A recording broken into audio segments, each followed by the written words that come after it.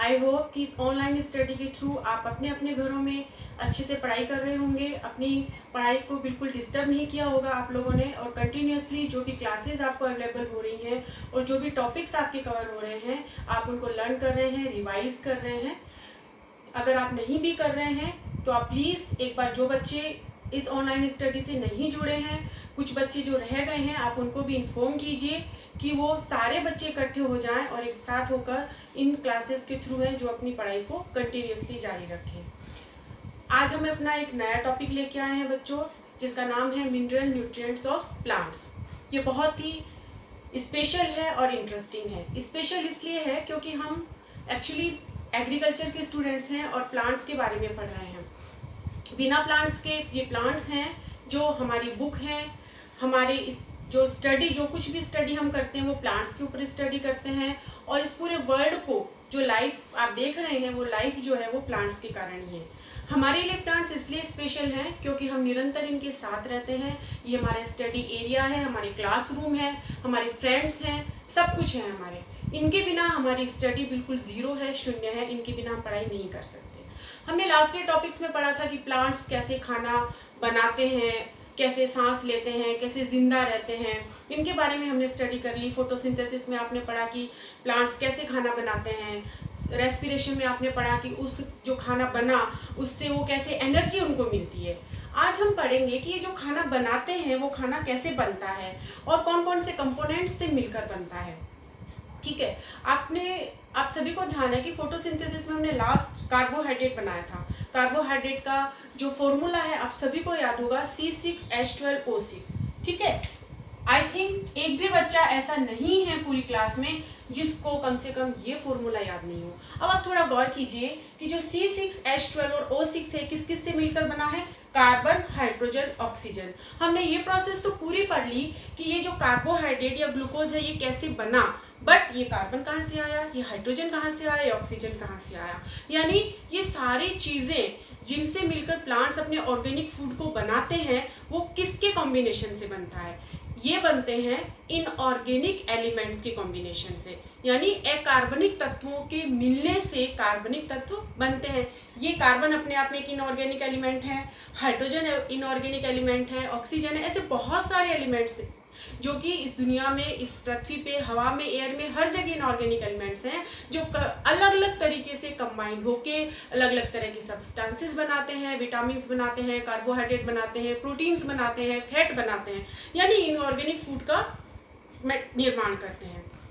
आज हम देखेंगे कि ऐसी कौन कौन से एलिमेंट्स हैं जो प्लांट्स के लिए एसेंशियल है। नॉर्मली हम लोग स्टडी करते हैं, जैसे हम हमारे में ध्यान देते हैं कि हमको खाने में क्या पसंद है, हमको कौन कौन सी न्यूट्रिशन चाहिए और कितनी मात्रा में चाहिए, कि इतना एनर्जी लेवल होना चाहिए, एक दिन में इतना प्रोटीन खाना चाहिए, इतना कार्बोहाइड्रेट खाना चाहिए, इतना विटामिन खाना चाहिए। प्लांट्स के लिए क्या चार्ट है, प्लांट्स के लिए डाइट चार्ट क्या है, ये प्लांट्स का जो डाइट चार्ट है उसी की हम स्टडी करेंगे, और इस डाइट चार्ट का नाम है मिनरल न्यूट्रिशन ऑफ प्लांट्स। ठीक है, अभी तक जो भी डिस्कवरी हुई है, जो भी रिसर्च हुई है, उसमें 105 यानी 105 एलिमेंट्स की डिस्कवरी कर चुके हैं साइंटिस्ट, और उनमें से 60 एलिमेंट जो हैं ईच प्लांट्स में प्रेजेंट होते हैं। यानी हर एक प्लांट्स में 60 एलिमेंट्स तो होते ही होते हैं। ठीक है, होते हैं इतने, लेकिन अब इनमें से ज़रूरी कितने हैं, तो इसमें अबाउट 17 कितने 17 एलिमेंट्स ऐसे हैं जो हर एक प्लांट के लिए ज़रूरी हैं।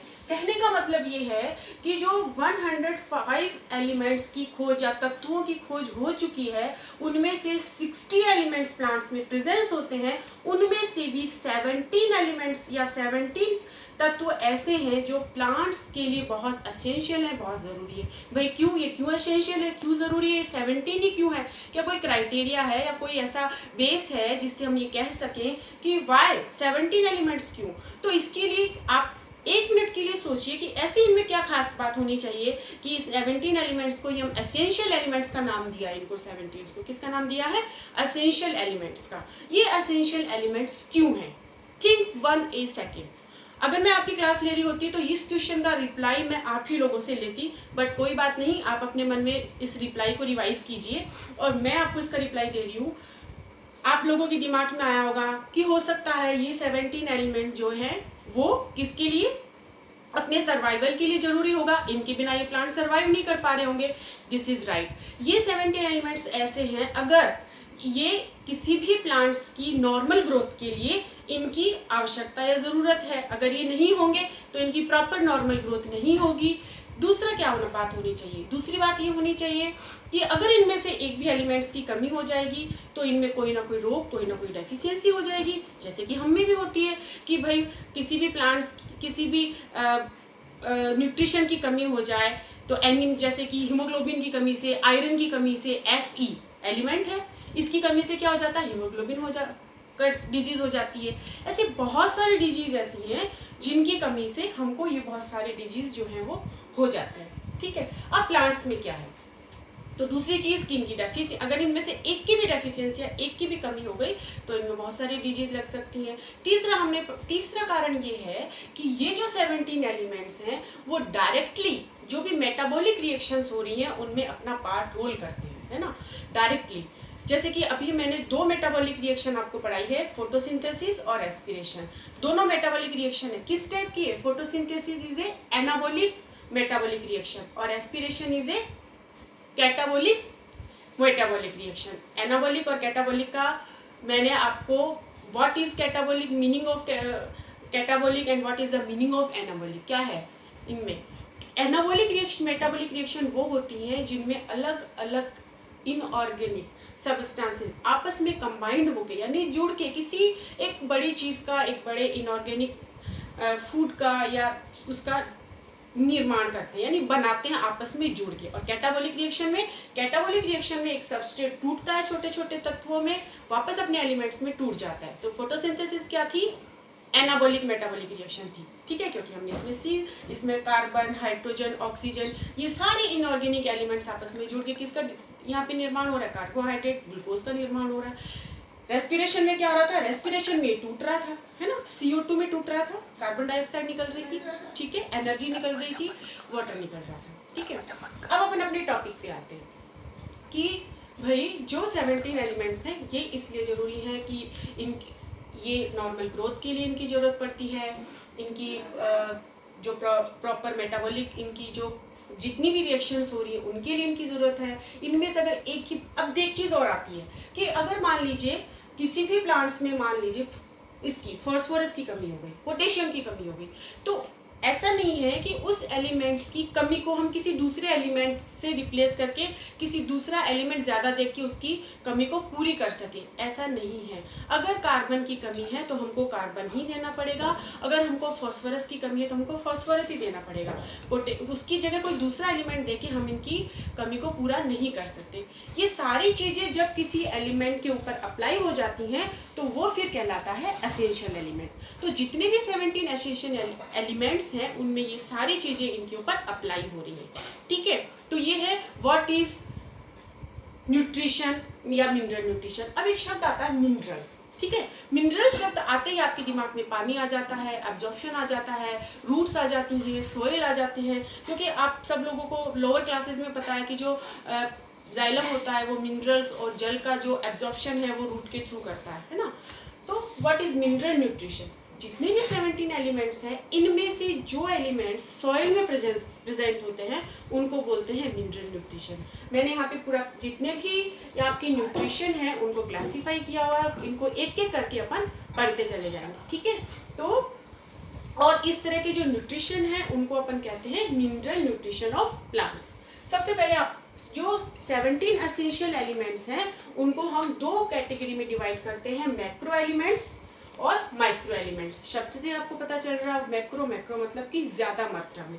ठीक है, तो मैक्रो एलिमेंट्स हैं carbon, hydrogen, oxygen, nitrogen, phosphorus, potassium, sulphur, magnesium और कैल्शियम। ठीक है, ये टोटल 9 है। इनको मैक्रो एलिमेंट्स क्यों कहते हैं, इनको मैक्रो एलिमेंट्स इसलिए कहते हैं क्योंकि इनके ड्राई मटेरियल में 1 ग्राम ड्राई मटेरियल में इनकी जो क्वांटिटी है, जितने भी 9 मैक्रो एलिमेंट्स हैं उनकी 1 to 10 मिलीग्राम ही प्रेजेंट होते हैं, यानी 1 किलोग्राम ड्राई मटेरियल में 1 to 10 milligram in macro elements की जरूरत होती है। ठीक है, इनको कहते हैं हम मैक्रो एलिमेंट्स। कौन कौन से हैं, कार्बन, हाइड्रोजन, ऑक्सीजन, ये हमको एयर से मिलते हैं। NPK nitrogen, phosphorus, potassium, sulphur, magnesium और कैल्शियम। टोटल कितने हैं? 9। दूसरी कैटेगरी है माइक्रो एलिमेंट्स। माइक्रो एलिमेंट्स वो एलिमेंट्स हैं जो 1 ग्राम ड्राई मटेरियल में इनकी जो क्वांटिटी है वो 1 मिलीग्राम से कम होती है, 0.1, 0.2, 0.5, यानी 1 मिलीग्राम से इनकी जो क्वांटिटी हमेशा कम होती है पर 1 ग्राम में। तो वो जो एसेंशियल एलिमेंट्स हैं वो कौन से हैं? वो माइक्रो एलिमेंट्स कहलाते हैं। कौन कौन से हैं? आयरन है, बोरोन है, मैग्नीज है, कॉपर, जिंक, मोलिब्डेनम, क्लोराइड और निकिल। ये टोटल कितने हैं? 8। आप इन दोनों को जोड़िए, टोटल हो गए 70। यानी कि जो 17 एसेंशियल एलिमेंट्स हैं उनको हम 2 बड़ी बड़ी कैटेगरीज में डिवाइड कर देते हैं, मैक्रो एलिमेंट्स और माइक्रो एलिमेंट्स। ठीक है, तीसरी कैटेगरी में आ जाइए। तीसरी, अब इन्हीं में से सब कैटेगरीज बनाई गई हैं जो नीचे 2 बड़ी कैटेगरीज तो माइक्रो और माइक्रो की बना दी है, लेकिन जो आगे जो कैटेगरीज बनाई हैं इनमें से ही सब कैटेगरी बनाई है। पहला है प्राइमरी मेगा न्यूट्रिएंट्स। ठीक है, प्राइमरी मेगा न्यूट्रिएंट्स वो होते हैं जो कि सबसे पहले हमको जिनकी ज्यादा क्वांटिटी की जरूरत होती है, जैसे कि नाइट्रोजन, फास्फोरस और पोटेशियम। इनको NPK आप लोग बोलते हैं, नॉर्मली कॉमन भाषा में आप लोग इसको यूरिया बोलते हैं और खाद के रूप में प्लांट्स को डालते भी हैं। सेकेंडरी मेगा न्यूट्रिएंट्स यानी कि इनके बाद जिन न्यूट्रिएंट्स की जरूरत होती है उनको सेकेंडरी मेगा न्यूट्रिएंट्स है, जैसे कि सल्फर, कैल्शियम और मैग्नीशियम। तो इसमें से जो इनमें से जो कार्बन, हाइड्रोजन और ऑक्सीजन है उनको तो प्लांट्स कहाँ से लेते हैं? एयर से लेते हैं। CO2 से आप कार्बन लेते हैं प्लांट्स, O2 और CO2 से ऑक्सीजन लेते हैं प्लांट्स, और हाइड्रोजन वाटर से लेते हैं प्लांट्स। ठीक है, आगे के जितने भी आप एलिमेंट्स देख रहे हैं वो सारे जो प्लांट्स हैं वो सॉइल से लेते हैं और ये मिनरल न्यूट्रिशन कहलाते हैं। तो ये जो बाकी के जो कार्बन, हाइड्रोजन और ऑक्सीजन जो मैंने बताया वो नॉन मिनरल एलिमेंट्स कहलाते हैं। ठीक है, क्योंकि ये प्लांट्स कहाँ से लेते हैं? एयर से लेते हैं। कार्बन, हाइड्रोजन, ऑक्सीजन आपको इजीली याद हो जाएंगे। यहाँ पे नाइट्रोजन को कई बार कंसीडर कर देते हैं क्योंकि नाइट्रोजन भी एयर में प्रेजेंट होती है, इसलिए एयर से भी प्लांट्स लेते हैं नाइट्रोजन को, लेकिन जो मेन है वो कार्बन, हाइड्रोजन, ऑक्सीजन ही है। नाइट्रोजन सॉइल से भी प्लांट्स एब्जॉर्व करते हैं, सॉइल से भी प्रेजेंट होती है, इसलिए मेन 3 है। अब आते हैं अपन कि इनकी जो प्लांट्स में इनकी जो रिएक्शंस हैं, इनके जो फंक्शंस हैं उसके बेस के ऊपर ये माइक्रो जो मिनरल न्यूट्रिएंट्स हैं वो किस किस कैटेगरी में डिवाइड करते हैं। सबसे पहला स्ट्रक्चरल एलिमेंट्स। स्ट्रक्चरल एलिमेंट्स क्या हैं? जो किसी भी प्लांट के जितने भी ऑर्गेनिक मटेरियल है या उसके स्ट्रक्चर का निर्माण करते हैं, यानी उसको बनाते हैं किसी भी प्लांट को, है ना। जैसे DNA है, RNA है, उसमें जितने भी सेल ऑर्गेनेल हैं और भी बहुत सारे सेल ऑर्गेनेल हैं, उनका जो स्ट्रक्चर है वो इनसे मिलकर बना है। किससे? स्ट्रक्चरल एलिमेंट्स से। ठीक है। दूसरा, energy related elements. Energy related elements मतलब जो हमको एनर्जी देते हैं। एनर्जी की बात आती है तो हमारे दिमाग में एकदम से आता है ATP, है ना, एनर्जी कॉइन बोलते हैं। तो फास्फोरस, मैग्नीशियम। आप देखिए जब क्लोरोफिल के में जो मेन बीच में, आपने क्लोरोफिल का स्ट्रक्चर अगर आपने पढ़ा है तो जो मेन जो उसमें एलिमेंट होता है बीच में वो मैग्नीशियम होता है और उससे पूरी चेन बनी हुई होती है। और जो एक क्लोरोफिल के मॉलिक्यूल का जो स्ट्रक्चर है उसमें जो मेन पॉइंट है, उसका सेंटर पॉइंट है, वो मैग्नीशियम होता है। यानी कि और क्लोरोफिल की प्रेजेंस में क्या होती है? फोटोसिंथेसिस की रिएक्शन होती है और एनर्जी हमको फिर जो मिलती है वो फोटोसिंथेसिस से कार्बोहाइड्रेट मिलता है। तो इनको कहलाते हैं एनर्जी रिलेटेड एलिमेंट्स।